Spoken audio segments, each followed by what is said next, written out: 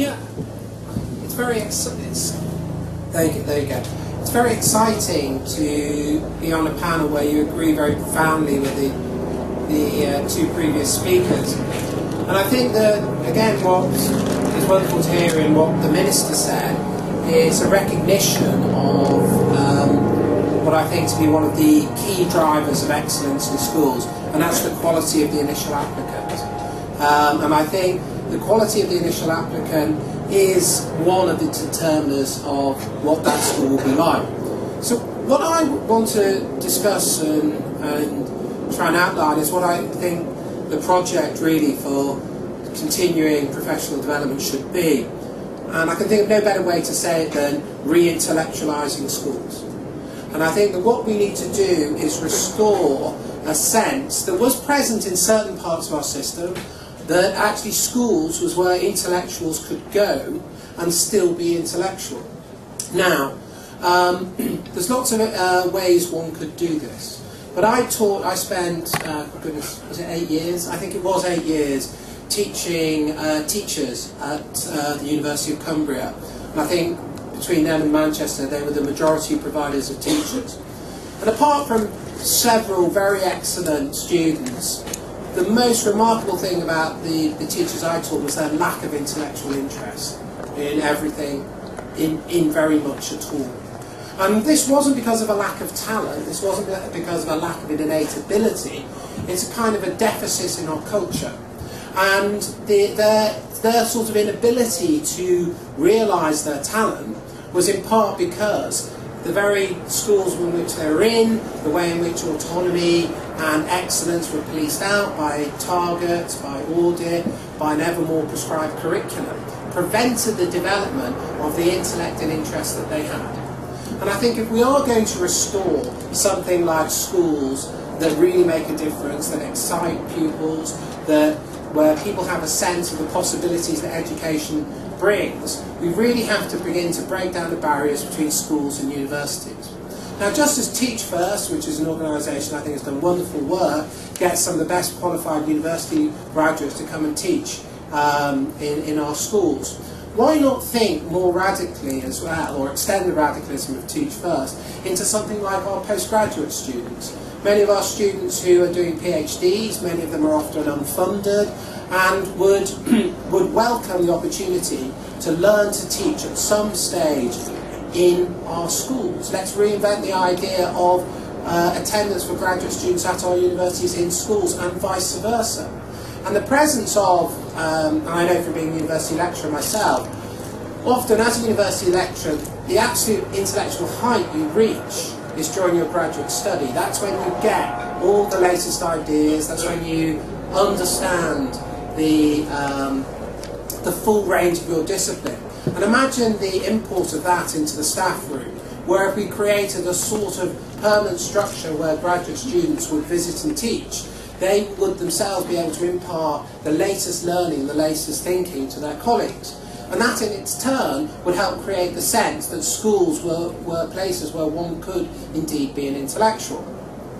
And I think this is key, because I think that one of the things that's gone wrong in our country is we've forgotten what education is for. That we've adopted a purely technocratic or managerial approach to the sort of outcome that we want. And if you actually look at a lot of, the CBI more or less issue the same press release every year, the A-level or GCSE results come out. But nonetheless, what industry is finding is an inability to think beyond rote, an inability to use skills critically. And that's largely because critical ability has been designed out of our curriculum. It's why the IB is so interesting, both for teachers and pupils, because it actually calls students and teachers to the essence of what their professional vocation is. A study, a critical study of their area of interest for its own sake. And it's that level of skill, that connection between means and ends, that idea of the good you want to realise, the outcome you want to realise, and a critical interrogation of how you get there, that is present in the IB and isn't present in the rest of our in our A-levels or indeed in our GCSEs. And that's exactly the skill that employers are asking for.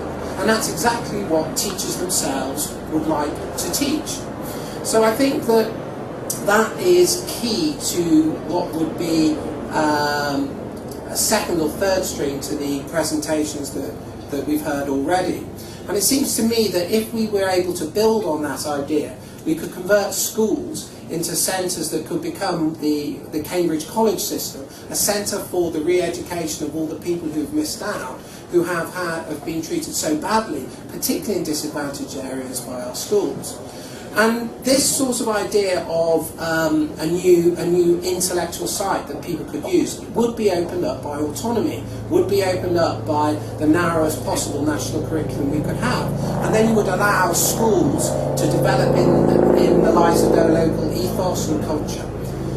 That leads me to the final point. And the final point, I think, is what is crucially key to delivering the sort of improvement around which excellence itself can grow is ethos. We need to actually let professionals develop their own ethos of what it is to be a teacher, to enable themselves to talk about the good and how we might realise it for that profession. So the teachers themselves, instead of having a technocratic or a managerial account of what they want to bring out, put their vocation first, let them foreground the very thing they want to realise, which is the idea of the sort of pupil that they want to develop and create.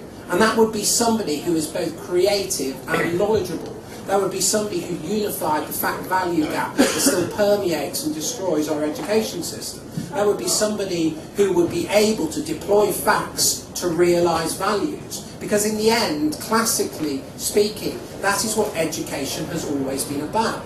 Education has always been about the values you wish to realise, because it's about the people you wish to create to fulfil the society you want. And the restoration of that, an ethos originally meant, and ethics originally meant, the creation of the sort of human beings that you want people to be. That is what education is. Education isn't merely the transmission of the already known, it's the creation of what ought to be known. And in that sense, reinscribing values back into education and letting professionals decide those values would be part of what it would be to re-intellectualise education. And I think thirdly and finally, we should look again seriously at reintroducing philosophy for children. One of the most remarkable things about European schools, and where they do so very, very well, is that actually they allow that sort of debate and reflection, which creates a level of literacy that is designed out of our curriculum by an over-determined, managerial and technocratic approach to what education is.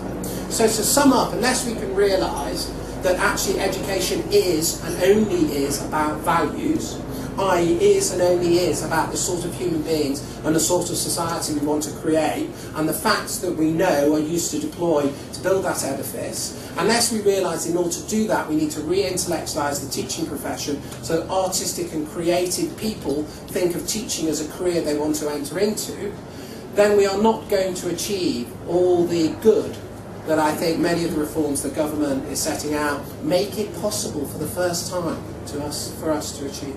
Thank you. Thank you for that.